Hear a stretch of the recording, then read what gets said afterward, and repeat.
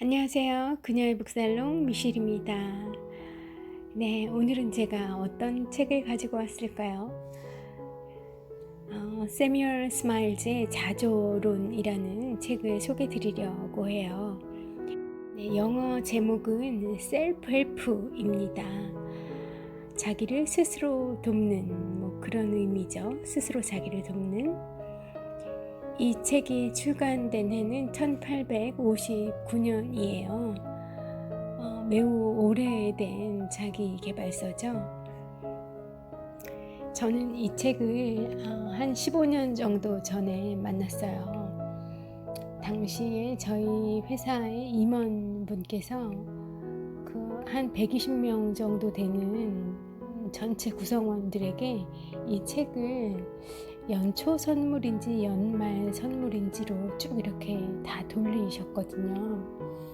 한 명 한 명에게 인사말을 손글씨로 써주시고 직접 한 명 한 명 이렇게 건네주면서 선물을 주셨던 그런 기억이 납니다. 그런데 그때는 사실 이 책을 읽지 않았었어요. 너무 두껍기도 하고 그리고 너무 재미없어 보여가지고 저 구석 어디에다가 넣어두고 이 책이 있는지 없는지도 모르는 채로 한 10여 년 정도가 지나다가 그 후에야 한번 열어보게 되고 뭐 이런 책이었구나 하고 또 별 감흥 없이 다시 책장을 닫고 이 양장본이어서 책을 열고 닫는 그런 좀 재미가 있는 책인데 그 두꺼운 책을 또 다시 그렇게 봉해 놓고 그렇게 지내다가 비로소 올해 들어서야 이 책의 진가를 알게 된 그런 책입니다. 이 책 세뮤얼 스마일즈의 자조론을 추천하고 있는 한 권의 책을 만나서 다시 또 그 책이 자조론으로 저를 연결시켜주는 그런 계기가 됐어요. 그 책은 바로 오늘 소개해드리려는 내 인생의 자기계발 50이라는 제목의 책이고요. 그 속에 이 자조론이 추천이 되어 있는데 거기에 나와 있는 내용과 그리고 이 세뮤얼 스마일즈라는 사람에 대한 소개 이런 것들을 접하고 나니까 다시 한번 이 자조론을 꺼내 보게 되었던 그런 책입니다. 이름이 좋죠. 책 제목이 자조론 그리고 영어 이름도 좋습니다. 셀프 헬프. 너무 좋은 그런 단어인 것 같아요. 여러분은 여러분의 셀프 헬퍼이신가요? 저는 또 저에게 있어서 정말 그런 사람이었나 그런 존재였나 생각을 해보게 되기도 하고요. 들어가는 부분에 이렇게 요약된 문장이 나와 있습니다. 역사는 순수한 의지와 인내로 놀라운 일들을 이루어낸 사람들로 가득하다. 순수한 의지와 인내로, 의지와 인내, 이 두 가지로 놀라운 일들을 이루어낸 사람들로 역사는 가득하다라는 문장이 보입니다. 먼저 작가에 대한 소개 좀 드려볼까요? 세뮤얼 스마일즈는 1812년 스코틀랜드 헤딩턴에서 제지업자의 11명의 자식 중 장남으로 태어났다. 14세에 학업을 마친 후 견습생으로 들어가 3년간 일을 했고 1829년 에든버러 대학에 들어가 의학을 공부했다. 에든버러에 있는 동안 진보 성향의 에든버러 위클리 크로니클의 잡지인가 봐요. 진보 성향의 잡지에 의회 개혁에 관한 글을 기고했고 1832년 의대를 졸업한 후 헤딩턴에서 병원을 열고 가난한 지역민들을 위해 의료 봉사활동을 시작했다. 그러나 한편 정치에 계속 관심을 가졌던 그는 1837년 리즈 타임스에 의회 개혁 기사를 기고하다가 결국에는 리즈 타임스의 편집장이 되어서 1842년까지 일했다. 공리주의자 제러미 벤담과 제임스 밀의 영향을 받아 자유무역, 참정권 확대, 공장 근로자의 복지 향상 등을 외치며 노동자와 중산층 개혁자를 연합하기 위해 노력했다.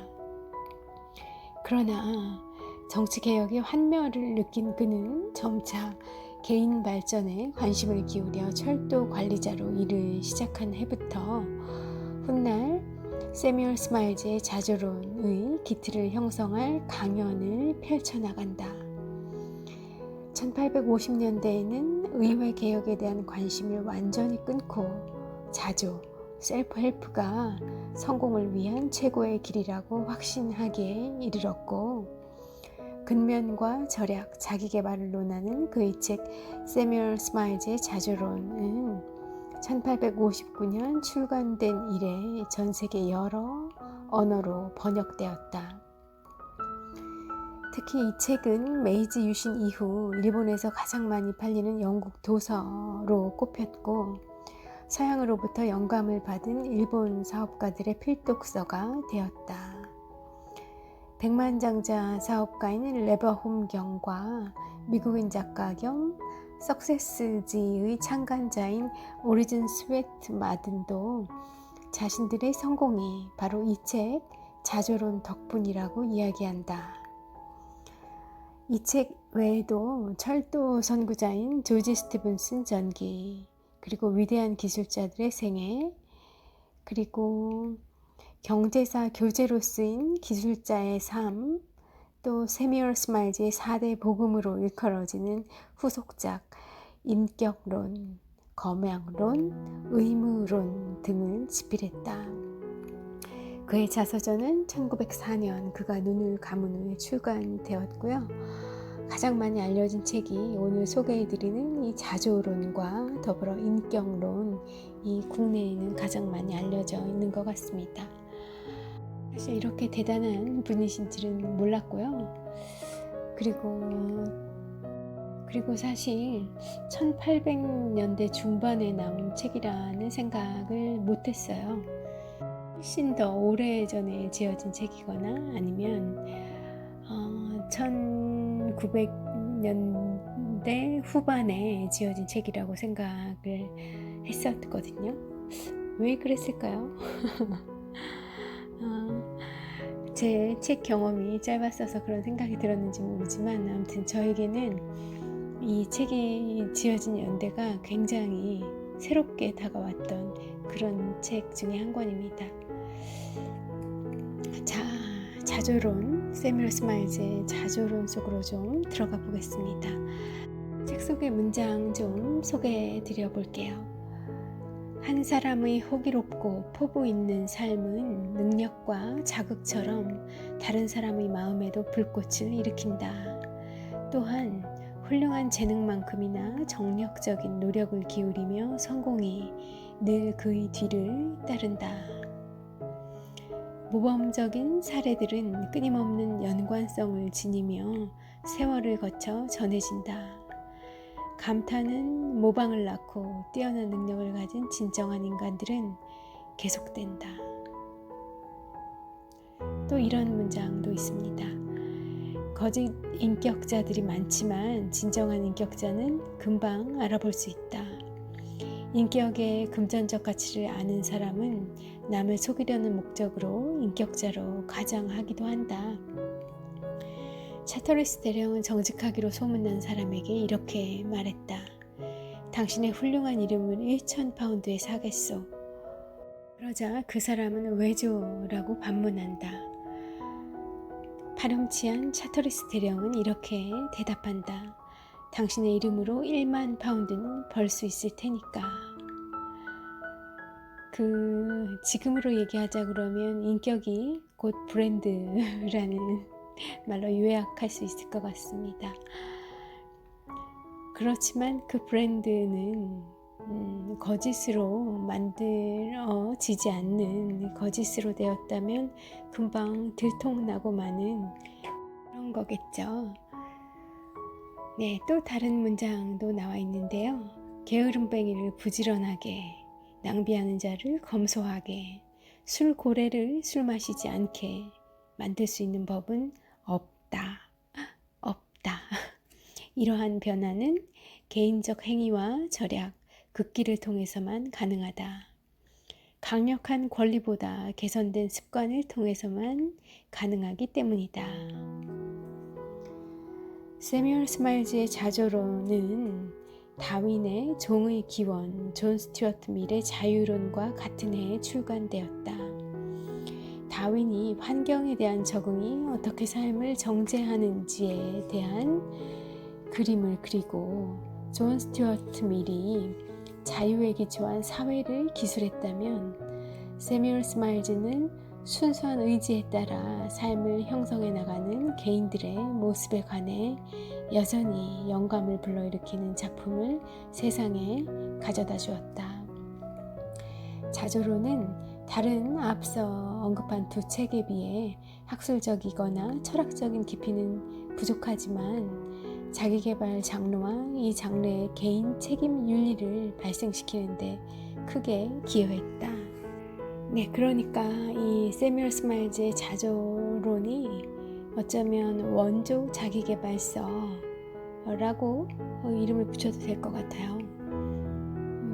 산업화 시대로 넘어온 이후로 산업에 기반한 사회와 경제, 체제 이런 것들이 갖추어지면서 그리고 자본주의의 싹이 제대로 움트기 시작하면서 이 자기계발에 대한 그 개인들의 열망들이 조금씩 생겨나기 시작했을 것 같고요. 그런 시대적 소명이랄지 시대정신 이런 것들을 반영한 책이 바로 이 자조론인 것으로 저는 이해가 됩니다. 네, 빅토리아 시대의 많은 가정에서 이 책은 성서 다음가는 위치를 차지했으며 지금은 이 책이 당시의 가치, 그러니까 근면, 절약, 진보 이러한 당시의 가치를 고전적인 문장으로 드러내는 책 표지만 보더라도 알 수 있는 당시의 절대적 도덕성을 드러내는 책으로 인식이 되지만 그렇지만 이 책을 그렇게 과거의 구습을 담고 있는 책으로만 평가해서는 안 된다. 이 책은 온갖 역경에도 불구하고 진보하는 인간의 모습을 그린 벤저민 프랭클린의 프랭클린 자서전과 미국 아동문학가 호레이셔 엘저의 소설 누더기를 입은 딕 이 누더기를 입은 딕을 비롯하여 광범위한 문학적 전통을 계승한 작품이다. 자조, 셀프 헬프의 윤리는 훌륭한 인물의 전기를 통해 생생하게 살아나고 있다. 이 책 속에서 세뮤얼 스마일즈가 소개하고 있는 그런 위대한 사람들 중에 몇 명을 소개하면 윌리엄 허셜경이 나와 있네요. 순회 오케스트라의 오보의 연주자로 일하다가 천문학에 관심을 가졌대요. 직접 반사망원경을 제작하여 천왕성을 비롯해 여러 행성들을 발견했고요. 영국의 왕실 천문학자가 되었죠. 허셜 망원경 이런 걸 들어본 것 같네요. 예. 오보의 연주자로 일하다가 천문학자로 거듭난 그런 윌리엄 허셜경이 그 예 중에 한 명이고요. 또 베르나르 팔리시라는 분도 나와 있습니다. 베르나르 팔리시는 가난한 도예가였었고요. 그는 자신만의 독특한 질그릇을 만들기 위해 가재 도구며 울타리의 말뚝까지 땔감으로 가마에 넣었다고 해요. 와, 집을 다 말아먹으셨군요. 이런 그의 끈기는 결국 그를 프랑스의 왕실 도예가로 이끌었죠. 또 그랜빌 샤프라는 분도 나와 있습니다. 영국의 서기였던 그는 근무 외 시간을 이용해서 반노예 운동을 펼쳤어요. 결국에는 영국의 모든 노예에게 자유를 보장하는 법률 개정을 이끌어냈다고 하고요. 이 사람들에게 공통적이었던 그 덕성이 뭐냐면 인내, 끈기, 포기하지 않는 마음, 이런 것들이었으리라 쉽게 짐작해 볼 수 있습니다. 그들의 삶은 그저 우리가 경탄할 수 있도록 우리 앞을 지나쳐가는 것이 아니라 가능성 있는 삶의 모델에 대한 광범위한 사고를 가져다 준다. 세뮤얼 스마일즈는 끈기와 근면, 인내, 이러한 위대한 특성들을 두드러지게 보여준 인물들을 중점적으로 이 자조론 속에서 소개하고 있습니다. 세뮤얼 스마일즈는 이 자조론이 인간 본성에 관한 것이기 때문에 모두에게 타당한 설득력을 지녔다고 믿었어요. 그러나 이제 오늘에 와서 다시 우리가 자조론을 대한다고 하면 인내를 갖고 계속 참으면서 쉬지 않고 일하는 것이 여전히 성공의 주 요인이라고, 그렇게 살아야 한다고 이야기하는 이 책을 어떻게 받아들여야 할까요? 요새의 문화와는 조금 맞지 않은 것도 같고 그런 면이 있습니다. 어쩌면 그런 면들이 느껴져서 제가 책을 오랫동안 책장 저 구석에 처박아 두었는지도 모르겠어요. 우리든 현대를 사는 우리들은 폭발하는 창의력으로 단숨에 대작을 만들어내는 그런 광란의 천재로 예술가들을 오해하기 쉽습니다. 그렇게 많이 생각하죠. 그러나 세뮤얼 스마일즈에 의하면 예술가들의 삶에서 나타나는 공통 분모는 그들의 그런 예술가적, 창의적 기질만큼이나 아주 매우 뛰어난 근면성과 일에 대한 몰두라고 이야기해요. 세뮤얼 스마일즈는 유명한 예술가들이 개척한 여러 방식들이 실제로는 오랜 단연간의 시행착오에서 비롯된 결과라는 걸 보여주고 있습니다. 그러면서 그들이 재능만 특출하다는 그런 어떤 천재적인 창의성, 어떤 순간에 폭발하는 어느 날 갑자기 오는 그런 재능, 이런 것만 그들이 가지고 있다라는 편견을 산산이 부숴버리죠. 사실 재능은 오래 가지 않습니다. 중요한 것은 본인의 예술가적 비전을 실현시키기 위해 열심히 노력하려는 의지라고 세뮤얼 스마일즈는 이야기합니다. 예로 들고 있는 것들이 맞아, 그렇지 하고 고개를 끄덕이게 되는데요. 이런 것들이에요. 미켈란젤로가 몇 개월간 판자에 등을 대고 눕겠다는 의지가 없었다면 시스틴 성당의 천장 벽화는 탄생하지 못했을 것이다. 정말 저는 그 천장 벽화를 보면서 그림의 아름다움이나 웅장함이나 그런 건 사실 두 번째 문제였고, 그 그림의 경이로움보다 결과물에 압도되기보다 도대체 이걸 어떻게 그렸을까, 저 천장에 매달려서 어떻게 저 그림을 그렸을까, 저는 제 머리로는 엄두도 안 나고 상상이 안 되더라고요. 그것도 그 안내에 의하면 굉장히 오랜 기간 동안 그렸다고 하는데 세상에 저걸 어떻게 그렸을까. 그래서 지금 이 세뮤얼 스마일즈의 이 말이 너무 생생하게 와 닿아요. 미켈란젤로가 몇 개월간 판자에 등을 대고 눕겠다는 의지가 없었다면 그 시스틴 성당의 천장 벽화는 탄생하지 못했을 것이다. 또 티티안은 샤를 5세를 위한 최후의 만찬을 7년에 걸쳐 그렸으나 그 그림을 본 사람은 한순간의 천재성의 폭발로 그 그림이 그려졌을 거라고 오해한다. 무려 7년을 그리고 고치고 또 다시 덧그리고 짐작이 되시죠? 그런 시간과 노력을 통해서 그런 명화가, 부르후의 명화가 탄생되는 거죠. 세뮤얼 스마일즈는 화가 조슈아 레이놀즈와 조각가 데이비드 윌키의 좌우명을 언급하고 있어요. 그들의 좌우명은 일하자, 일하자, 또 일하자 였다고 합니다.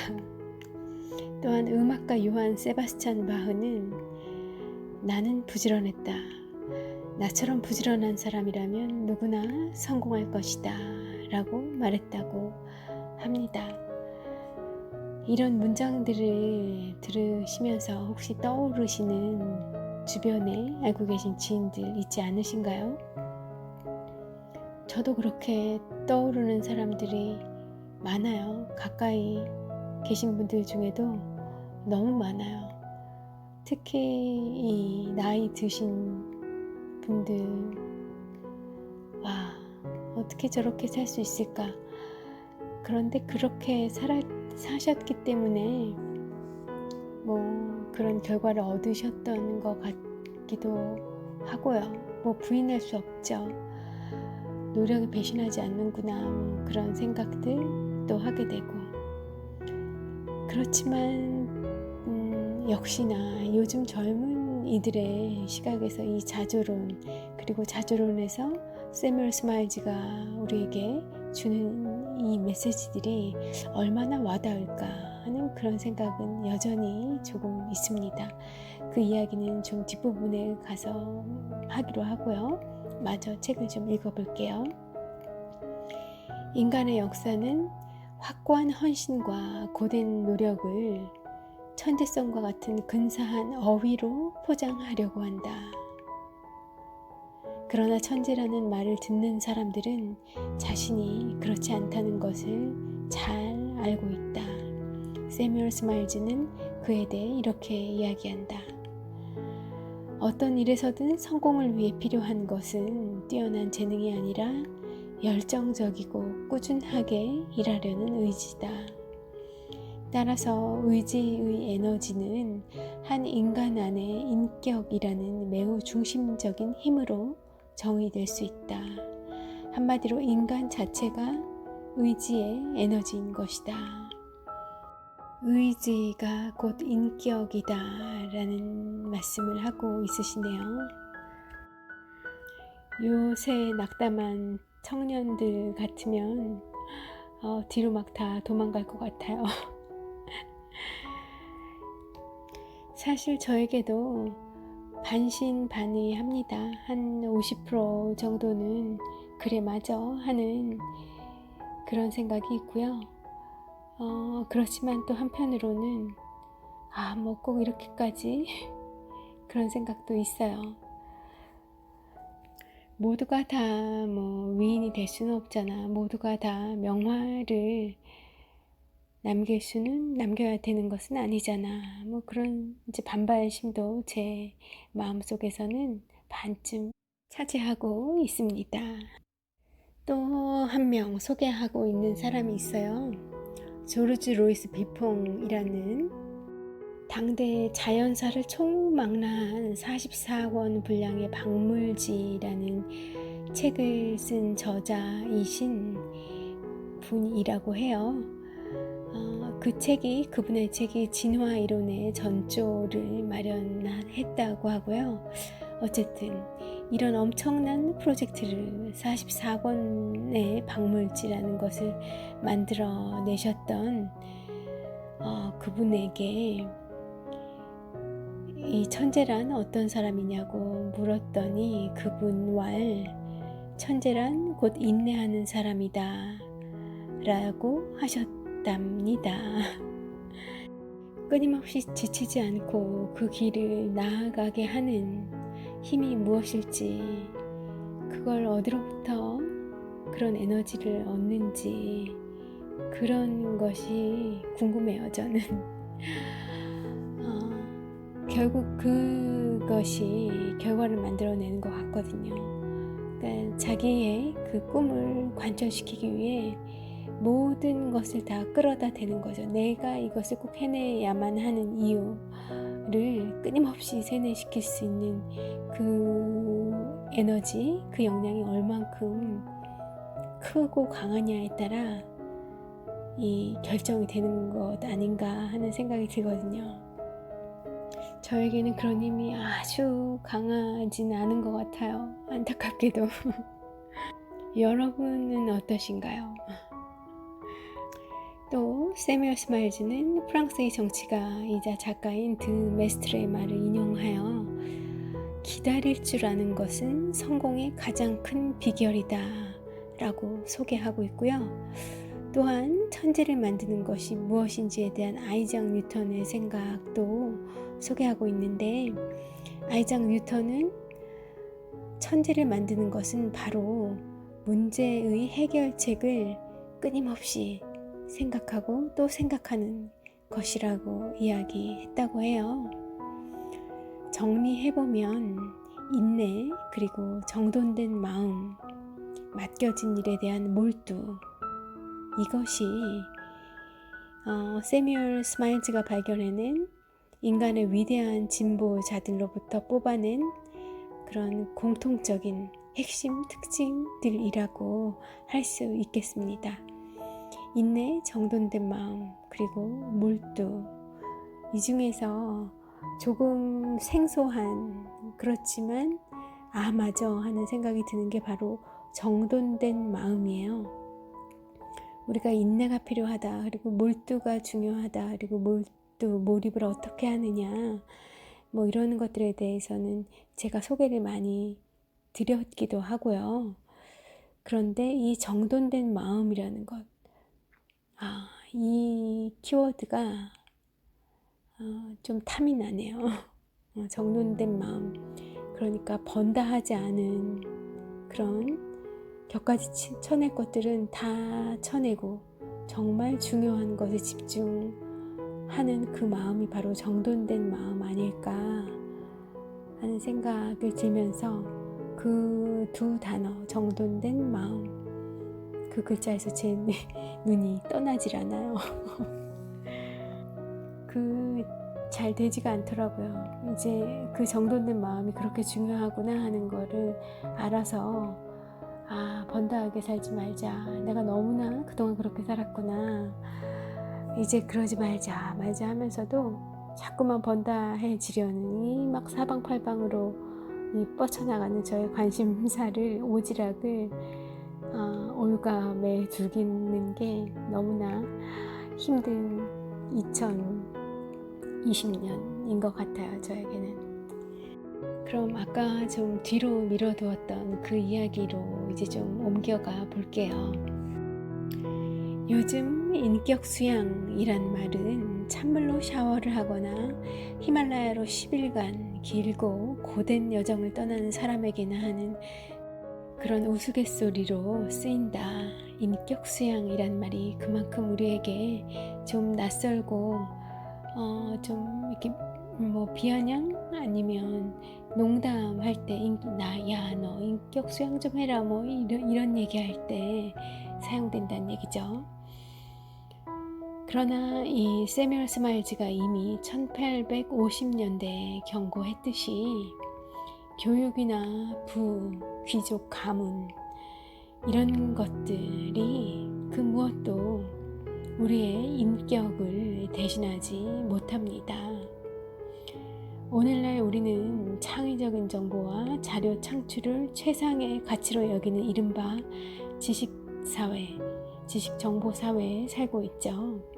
그러나 세뮤얼 스마일즈는 1850년대부터 이렇게 이야기해요. 인격의 힘은 지식의 힘보다 강하다라고요. 동의하실까요? 자조론은 과거에는 단순한 책이었는지 모르나 마음의 자유를 가져다주는 개인적 특성을 연마해야 할 필요성을 반복해서 강조하고 있는 그런 덕분에 이 책의 내용은 오히려 이 시대에 우리에게 더 많은 영향을 줄 수 있다고 해요. 의외죠. 사실 제가 앞에서 말씀드렸던 것처럼 근면성실, 검약, 절제, 인내와 끊임없는 노력, 도전, 이것을 처음부터 끝까지 시종일관 강조하고 있는 이 자조론이 우리 세대의 사람들, 한국 사람들에게 읽으라고 하면 사실 뭐 청춘이던 청년이던 그런 걸 다 떠나서 모든 사람들이 좀 그만 좀 하면 안 되겠어? 라는 생각이 들 정도로 한편으로 좀 그렇게 버겁기도 해요. 와닿지도 않고. 그런데 조금만 더 생각해보면 그 단계를 너무나 쉽게 훌쩍 뛰어넘을 수가 있는 것 같습니다. 간단하게 이야기하면 그 자조의 방향을 생각해보면 되는 것 같아요. 스스로 돕는다 할 때 무엇을 위해서 어떤 방향으로 돕느냐는 거죠.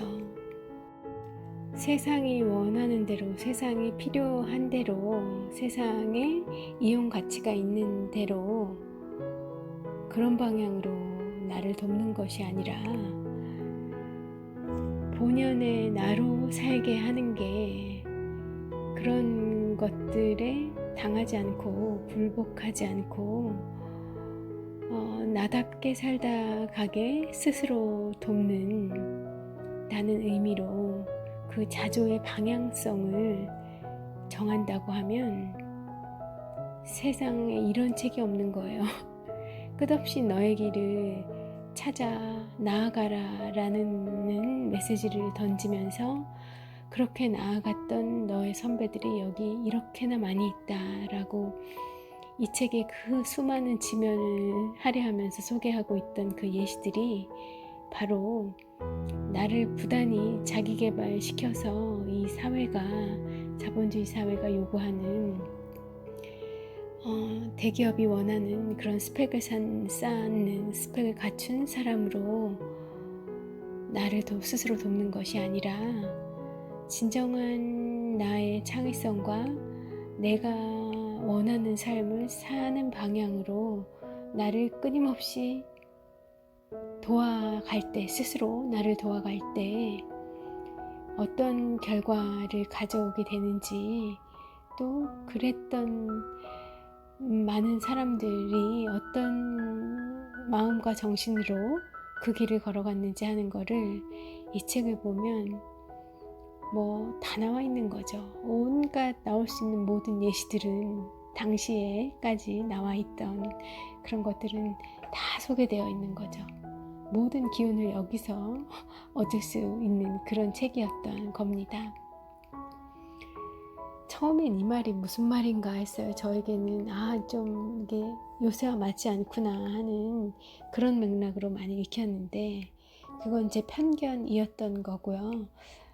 세뮤얼 스마일즈가 꼰대나 그런 사람들처럼 이래라 저래라 이 사회를 내가 살아봤더니 이렇더라 하면서 이 사회에서 필요한 사람이 되기 위해 밤잠을 자지 않고 시간 분초를 아껴가며 인내하고 또 인내해서 그런 스펙들을 쌓아야 된다고 얘기하는 것이 아니라 그런 노력을 진정 어디에 쏟아야 되느냐, 그 방향을 제가 잘못 짚었던 거죠. 이 세뮤얼 스마일즈가 이야기했던 그 수많은 예시들이 그걸 가르치고 있지 않았는데 왜 저에게는 그렇게 보였을까요? 제 마음이 삐딱해서일까요? 아무튼 좀 엄청난 편견이 있었던 것 같고요. 그래서 이 책이 오히려 이 시대에 더 큰 진리의 빛을 발한다 라는 말에 이제는 공감할 수 있게 됐어요. 인격은 본능과 문화적 조건화라는 큰 세력과는 별개로 형성된다. 세뮤얼 스마일즈는 영국의 화학자 험프리 데이빗 경이 하신 말씀을 인용하고 있는데요. 바로 이런 문장이에요. 내 모습이 나를 만든다. 나는 자만하지 않고 순수하고 단순한 마음에서 말한다. 라는 문장입니다.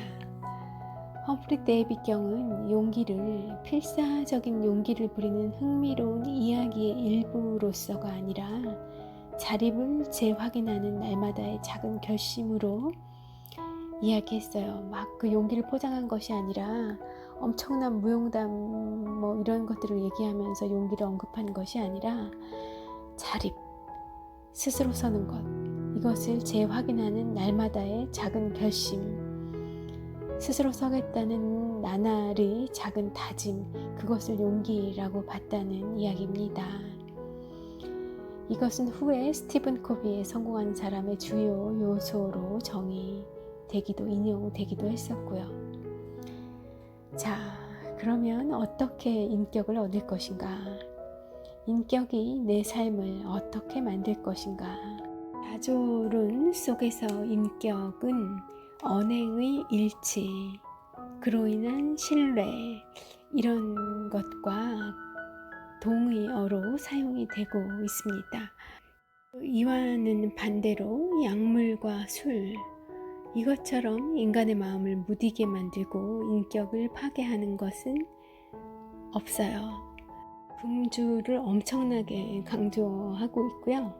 그리고 절제, 분별력, 이런 것들을 그 인격에 있어서 굉장히 중요한 요소로 강조하고 있습니다.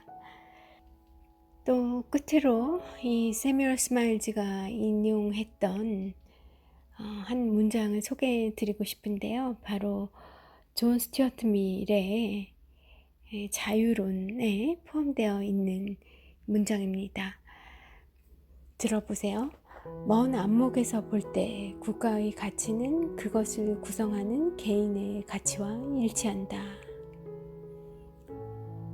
발전에 대한 이상이 21세기에 다시 출현한다면, 그러니까 이 영국 제국이 지구 전체의 4분의 1을 차지했던 그 시대와 같은 그 발전에 대한 이상이 다시 21세기에 출현한다고 하면 그것은 나라의 번영이 아닌 개인적 신앙이 될 가능성이 높다. 존 스튜어트 밀의 정치적 자유의 그 자유론에서 언급한 정치적 자유의 원칙이 개인 발전을 위한 기본 조건을 이룬다면 세뮤얼 스마일즈의 자조론 속에 포함된 윤리는 인간이 실제로 자유롭게 무언가를 할 수 있도록 만든다. 그러니까 존 스튜어트 밀의 그런 사상들을 받아서 실제로 개인의 자유를 추구할 수 있게 해준 게 그것을 독려한 것이 오늘 소개해드린 세뮤얼 스마일즈의 자조론이라는 거죠. 앞서 소개해드렸던 것처럼 세뮤얼 스마일즈는 젊었을 적에는 아주 열정적인 정치 개혁가였고요. 그러다가 이제 나이가 들면서 보다 절박한 개혁의 대상이 개인이라는 사실을 깨닫고는 정치계를 과감히 떠났죠. 그리고 남은 생을 이 개인의 자유를 위한 방법론으로서 자조, 셀프헬프, 스스로 돕는다는 그 방법론을 우리에게 알려주었어요. 저는 자유를 굉장히 추구하는 사람이고 이 자유라는 단어만 들어도 그냥 마음이 떨리는 그런 사람인데 이 자조론이 그렇게 우리 개개인의 인간의 자유를 지원하고 응원하는, 그에 이르는 길을 가르쳐주고 있다는 거를 못 알아보고 책장 저 구석에 15년, 근 15년을 방치해둔 그런 전력이 있습니다. 몰라도 너무 몰랐어요. 이 세뮤얼 스마일즈에게 좀 미안한 마음이 들게 되었어요. 이 책을, 이 내 인생의 탐나는 자기계발 50, 이 책에서 만약에 자조론을 다시 만나지 않았다면 저 책 죽을 때까지 제가 다시 떠들어 볼 일이 있었을까 싶은데요.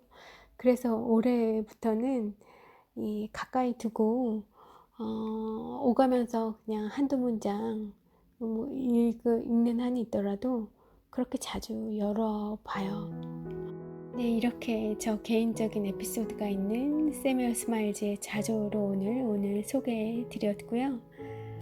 진정 자유롭고 싶으신 분은 이 세뮤얼 스마일즈의 자조론을 통해 그런 넘어서는 자유, 고품격 자유를 이르는 길을 좀 참고하시고 그리고 많은 무기들을 얻어 가실 수 있으실 겁니다. 네, 오늘 함께 해주셔서 감사하고요. 미셸이었습니다. 좋은 밤, 편안한 밤, 또 편안한 하루 시작하시는 시간 되실게요.